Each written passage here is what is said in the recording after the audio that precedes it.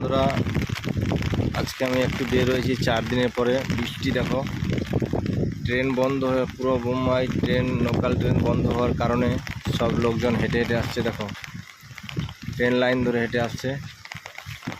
এই যে দেখো ট্রেন লাইন দিয়ে হেঁটে আসছে। ওই আগে আছে, কিছুদের আগে আছে, আবার ওই যে লোকগুলো হেঁটে আসছে। দেখো এই যে দেখো লাইন ধরে হেঁটে আসছে।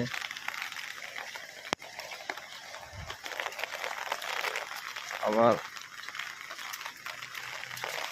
এই পাশে দেখো লাইন ধরে সব হেঁটে যাচ্ছে, গাড়ি চলাচল বন্ধ। এই কারণে পুরো বৃষ্টিতে দেখো, পুরো একদম বৃষ্টিতে অন্ধকার।